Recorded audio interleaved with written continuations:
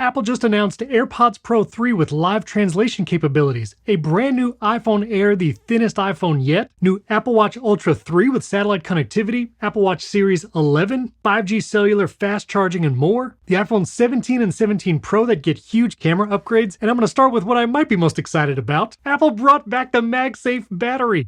They announced it with the iPhone Air. It is $100 for a not super fast charging battery. Apple says it's going to get 12 watts of wireless charging on the go, but it has USB-C, it's Apple's MagSafe battery, so it'll work with the battery widgets, and it probably won't make your phone as hot as so many other MagSafe batteries. Yes, I already ordered one, and I'm going to try it ASAP. But first, let's talk about AirPods Pro 3, which not only have a smaller size, better sound, 2 times better noise cancellation, but now have live translation features built in, plus a heart rate monitor, which allows you to do Apple Fitness workouts even if you don't have an Apple Watch. Now, one of the first things Apple said changed about AirPods Pro 3 are the tips, which they now offer 5 different size ear tips, and you can buy them separately, but Apple said they're a new foam texture. Now, I always go with the Comply foam tips for my current AirPods Pro 2, so I'm curious if I'll be able to use the built-in ear tips and not have to get any aftermarket ones this year. They also changed the angle and positioning of that ear tip for greater comfort and a more secure fit. But probably the most impressive demo was the live translation. As you're wearing AirPods Pro 3, if someone speaks in another language, you'll hear that live translation in your ears, and it will noise cancel and soften the other person speaking so you can hear the translation. Then if the other person is not wearing AirPods, you can speak and it will show what you're saying in the speaker's native language on your iPhone screen, allowing you to communicate in real time. But if 2 wearers both have AirPods Pro 3, they can have a conversation in 2 different languages and each understand it in their AirPods Pro 3. That's pretty wild. I can't wait to try it. My mom is fluent in Spanish, so she'll be able to test it with me, and she really likes watching Korean soap operas, so we'll see if that works too. Also, AirPods Pro 3 now have heart rate sensing built in. This will be especially useful if you don't like working out with an Apple Watch or just don't have one. You'll now be able to do over 50 plus different workouts just with AirPods Pro 3, and you'll get all the same heart tracking information directly from the AirPods. Of course, AirPods Pro 3 have all the same great features as 2, like the hearing aid functionality. You can do the hearing test with AirPods Pro. And Apple has said they get even better battery life, up to 8 hours. That's 2 more hours than AirPods Pro 2. Apple also says they just sound better than AirPods Pro 2. So I already pre-ordered mine. Can't wait to get my hands on and try them. Get subscribed because a review on those will be coming very soon. You can pre-order AirPods Pro 3 right now for $249, even with personalization. And you can also order those ear tips, which come in even sooner. Next, Apple announced Apple Watch Series 11, which gets some welcome new features. While the case design and size is similar with Series 11, it supposedly gets better battery life than previous models. Series 11 is supposedly 2 times more scratch resistant than Series 10. But 2 big updates are 5G cellular connectivity, so you should get better performance when you're using your Apple Watch just on cellular, and it has a new hypertension sensor. Now, you're not going to be able to just take your blood pressure at a moment's notice and get like 120/80 right on your watch, but you will get warnings if your Apple Watch is detecting hypertensive patterns over time. You can already track your blood pressure in the Health app if you have like a blood pressure band, like from Withings. But even without the cuff, you'll get warnings like these if your Apple Watch detects those patterns. You'll also now get a sleep score if you track your sleep with Apple Watch, which I do. A lot of other services actually give you that number of how well your sleep is, and then it will make recommendations about bedtime or other things you can do to improve your sleep. Now, Apple also announced Apple Watch SE 3, which is a new model, actually has an always-on display for the first time. Previously, Apple Watch SE did not have the always-on display. But if you're wondering what the differences are between the Apple Watch SE 3 and the new Series 11, there's a great comparison at the bottom of the Series 11 page. You'll see the Series 11 actually has an improved display, so it's brighter when viewed at an angle, unlike the SE 3. They both have the S10 chip, so they'll be equally fast, but those hypertension notifications and ECG app is only on the Series 11. You won't get that with Apple Watch SE 3. Also, the Series 11 will get overall better battery life. Apple Watch SE 3 also has temperature sensing for ovulation, and it can now play music out of the speaker, which it couldn't do before. Apple Watch Series 11 starts at $399 for the aluminum. You can get a titanium version for $699, and Apple Watch SE starts at just $249, more if you want to get it with the built-in cellular, which you need for family setup on Apple Watch, if you want to give your kid an Apple Watch, but they don't have an iPhone. Also available for pre-order right now is Apple Watch Ultra 3.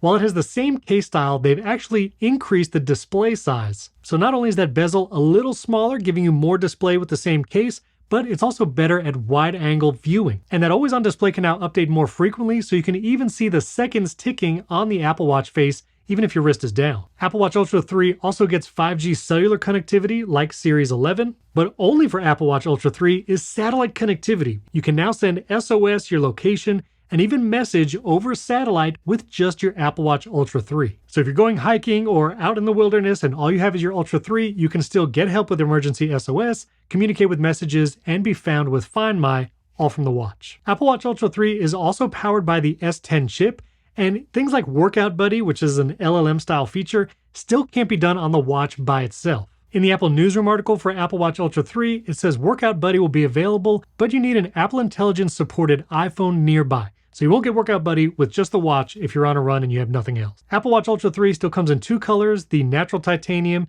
and the black titanium. $799, you can pre-order right now, and release date for all of these products are September 19th, AirPods, Apple Watch, and the iPhone 17 lineup. Next came the iPhone 17, which actually had some big upgrades to the display. It's a 6.3-inch display, but for the first time, it gets ProMotion. That's 120 Hz. Of course, the iPhone will lower or raise that refresh rate depending on what you're doing. 3000 nits of peak brightness, so an even brighter screen. And iPhone 17 has an always-on display for the first time.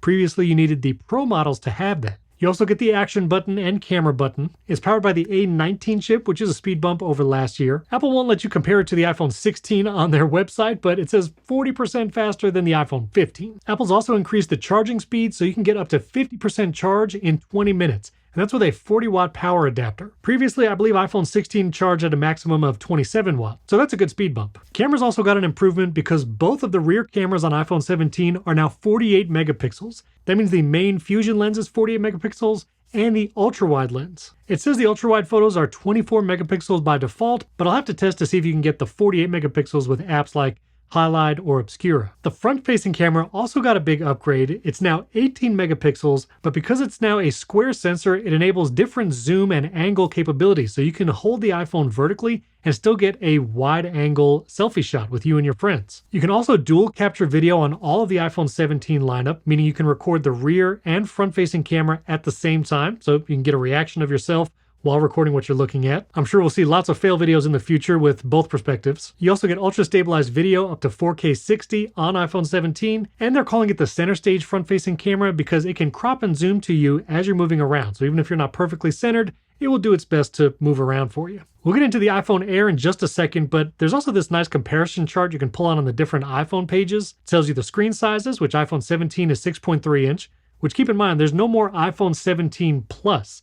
The rumors were that the iPhone Air were going to take its place, and that seems to have happened. So you can't get a larger screen base model iPhone. So 17 is 6.3 inch, iPhone Air is 6.5 inch, and then Pro and Pro Max 6.3 and 6.9 respectively. Also, you can see all the rear cameras on every iPhone 17 model is 48 megapixels, both on the iPhone 17, the single camera on the Air, and all three on the Pros, which we'll get to that in a minute too. It looks like we do get some nice saturated colors this year. We got the green, blue, pink, plus the black and white. Storage starts at 256, which is nice. You can upgrade to 512, and the price still starts at $799. So the starting price has not changed going from the iPhone 16 to the 17. Then Apple dropped the bomb of iPhone Air. This was long rumored. It's not called the iPhone 17 Air. They just went with iPhone Air, reminiscent of the old MacBook Air typography where the Air is very thin in the font. But honestly, I'm really excited for this one. Super thin, thinnest iPhone ever. It's made from titanium, now has that single camera bar on the top, 6.5-inch display with ProMotion, always on, and 3000 nits peak brightness. Also, Apple says it has 3 times better scratch resistance than previous iPhone models,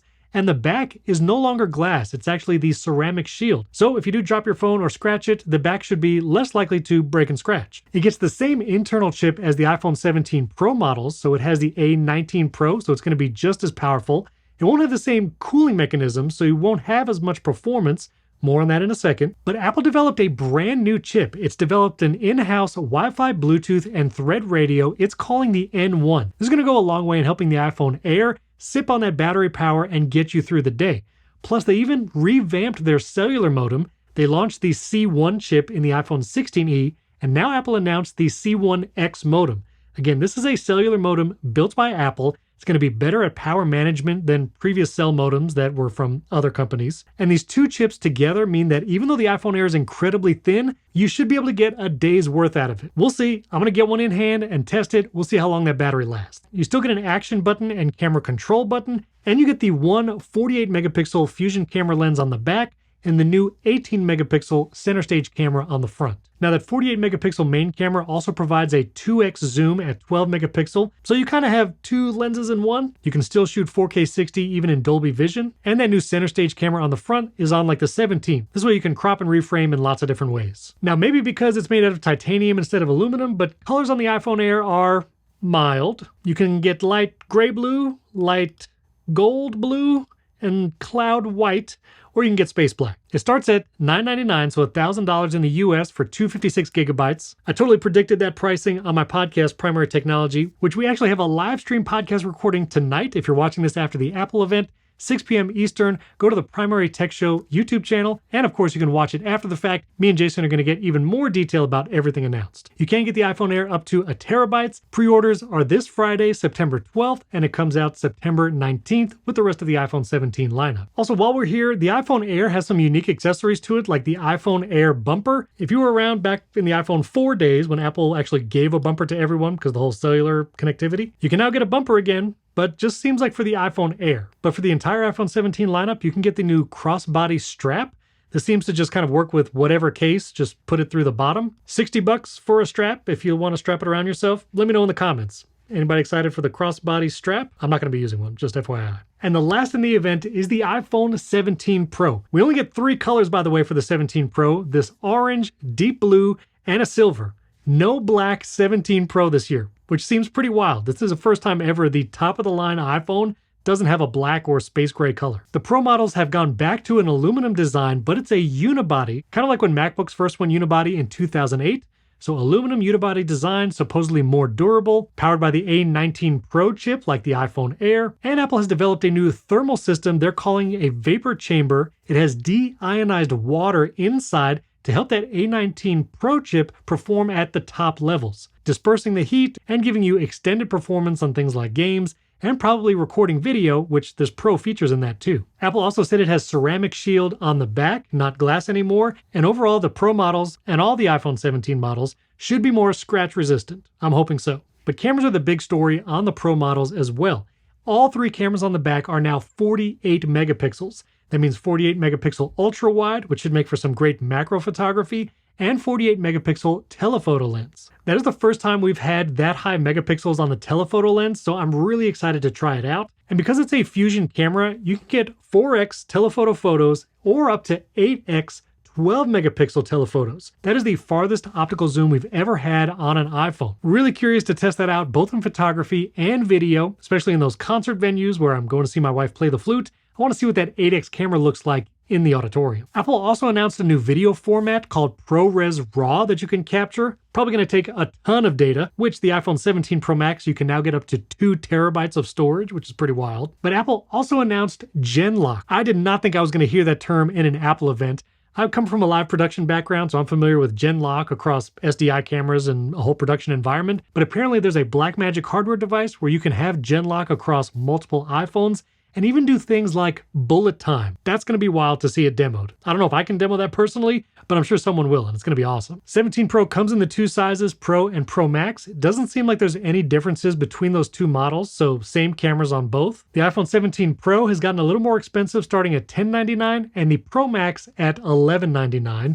If you want to upgrade all the way up to that 2 terabyte, here's that silver color or white, cosmic orange, and deep blue. Those are your 3 options on the Pro models. And that 2 terabyte 17 Pro Max is $2,000. I guess they made it easy. 2 terabytes, $2,000. You can pre-order that this Friday, September 12th. Comes out September 19th like the rest of the lineup. And one other accessory, Fine Woven didn't come back, but we do have TechWoven. I ordered one of these, want to see what it feels like. But the case you should really get is mine, the hunter green leather case from Ondar. Go to beard.fm/case right now. You'll actually get 20% off at my link if you order right now, and you can get hunter green leather case for your iPhone 17. Plus you can get the MagSafe wallet, the kickback, and cord burritos all in the same hunter green leather. And I have to say, Ondar knocked it out of the park with this green leather case. It is exactly the green I wanted, and I'll be using it on my iPhone 17 Pro Max. Or maybe the iPhone Air. I'm not sure what's going to be my main phone. So grab it now. You can get the hunter green leather iPhone case from Ondar for the 17 Pro and the 17 Pro Max right now.